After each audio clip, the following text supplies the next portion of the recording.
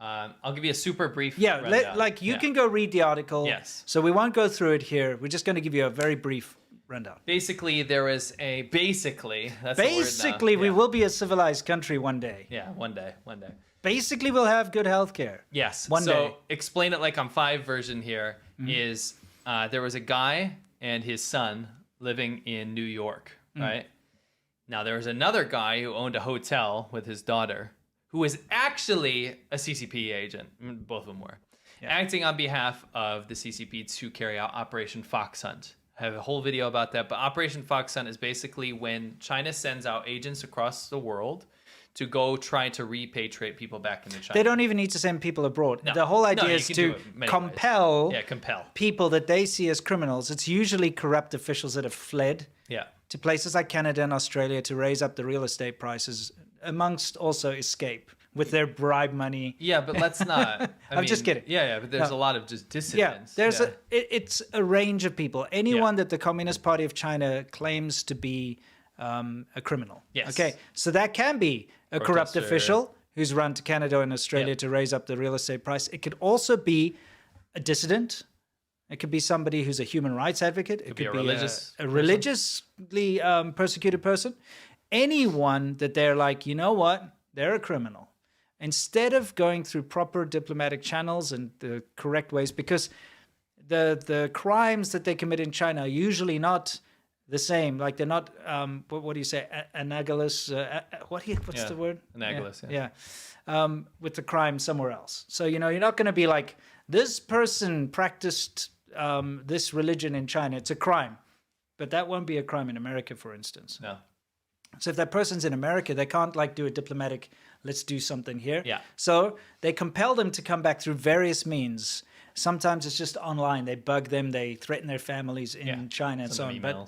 But they very often go over the boundaries and actually go into those countries and then go and harass them and get them to come back. Yeah, so what happened was they sent this agent over years, really, that was living in New York to harass this guy, right, to go back to China. And they did many things. They did things like say, your family members are going to get hurt. Your family members are going to get arrested if you and harassed. If you don't come back. Hurry up and come back, right? Over and over and over again. Then throughout all these meetings, they would record, by the way. They'd record so they could send back to the officials in Beijing, hey, we're trying to get this guy over, right? Yeah. Hey, here in New York, we're going to record this meeting where I'm going to tell you, listen, I've repatriated tons of people before. This is what we do. I'm going to lose face. You don't want to make me lose face here. You better go back and face this, right? Yeah. Then they did things like they snuck family members from China into tour groups to come to America to meet him and say, hey, please come back. They're going to mess us up. To blackmail them. They did the most outlandish, wild things. It's a good read. Right? The description below. Anyway, the description below, they caught all the people involved. 5 of them are in China. Well, so they caught two of them. 2 of them here. Yeah, but those people were not in America. Yeah. 2 of them here in the U.S. have been caught and arrested, and they are going to be facing trial. They've seized the hotel and potentially all the assets, some real estate and stuff. Yeah. But the most fascinating thing about this story was the methodology. So I highly recommend you go read the justice.gov article in the description. It was a great catch by the authorities. Yeah. And it really illustrates how China goes about harassing people abroad.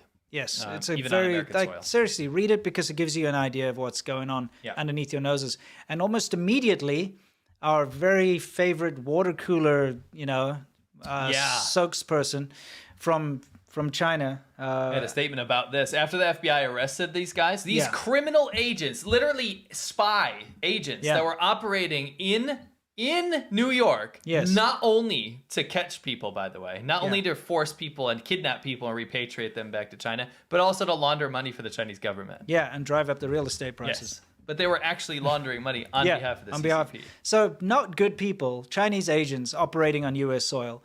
Okay, what does the Chinese spokesperson, the water cooler guy, have to say? What did he say? He said, fighting crimes, repatriating fugitives, and recovering illegal proceeds is about upholding and advancing justice and the rule of law.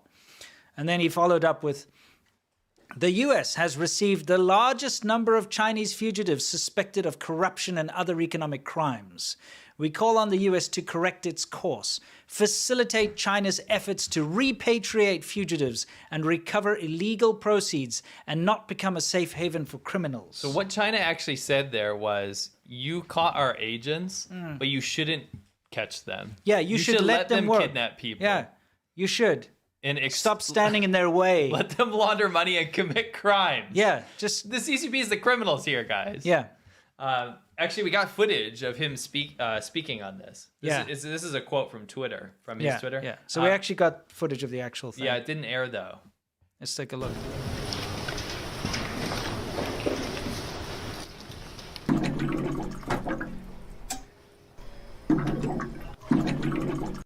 I can see why they didn't air that, by the way. I think that was a bit hard to understand for most people. Yeah.